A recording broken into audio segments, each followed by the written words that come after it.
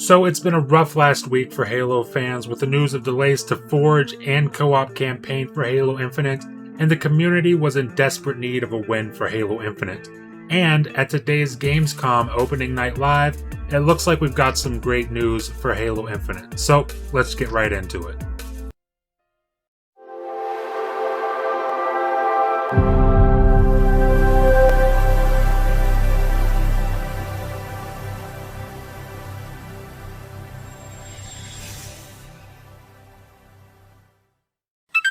So up first, we've got the big news, and then we'll get into the other topics for Halo Infinite, but right now, I think we'll start with the thing that's got everybody hyped, and that's the fact that we finally have a date for Halo Infinite. Yes. And today, I would like to announce that Halo Infinite's campaign and multiplayer will launch together on December 8th this year.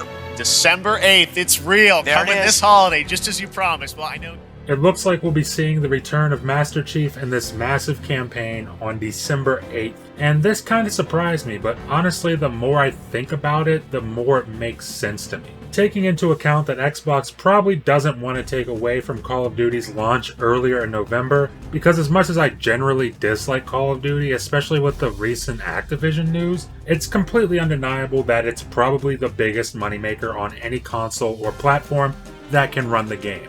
And I'm sure Microsoft wants to give its Game Pass subscribers some time with Forza Horizon 5 before they drop Halo Infinite into the service. Now, if it wasn't for Game Pass, I'd probably say that they should just release Forza Horizon 5 and Halo Infinite back to back. Because I think without Game Pass, those two player bases probably wouldn't overlap too much. But with Forza Horizon 5 coming on November 9th, and let's say hypothetically that Halo Infinite was to release on November 15th, for the 20th anniversary of Xbox and Halo, I think that Game Pass just inflates the player base for Forza Horizon exponentially, and they probably want the devs to see their game get that engagement and success, and let's be honest, Microsoft also wants that engagement with Forza so they can get some more money, because I mean, they're a corporation, it's what they do. But either way, December 8th is the date for Halo Infinite, and it actually strangely works out to be just one day before the 343rd day of the year.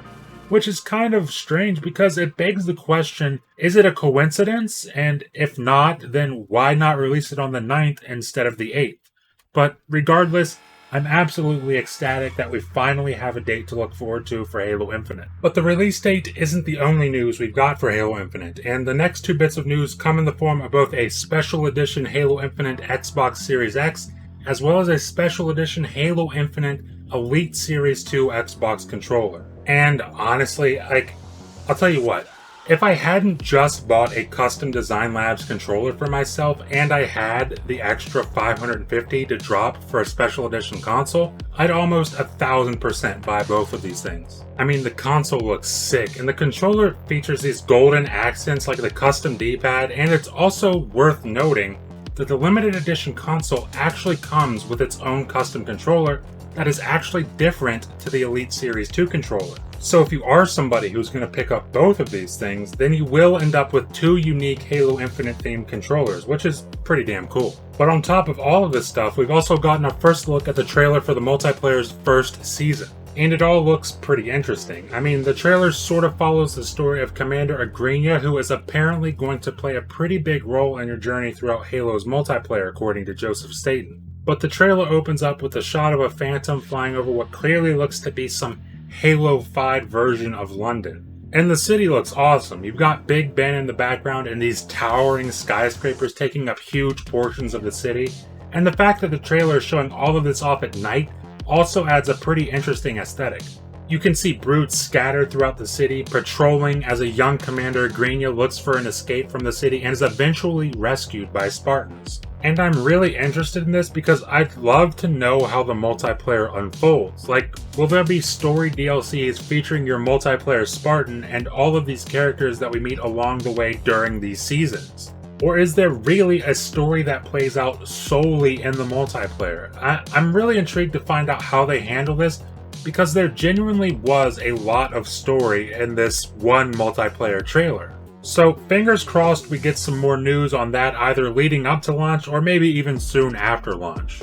But that's all I've got for this video. Let me know in the comments what you're thinking, how you're feeling, and just your overall thoughts on Halo Infinite right now. Like I said in the beginning of the video, I think this past week has been a tough week for us Halo fans, with all of the negative news surrounding the delayed Forge and campaign co-op. But even with all of that, I can't shake this enormous amount of hype that I have for this game. But let me know in the comments how you're feeling. Leave a like if you like the video, and please remember to hit that subscribe button and ring the bell if you like what I'm doing on the channel, because it helps out a ton. Thank you for watching, and I'll see you in the next video.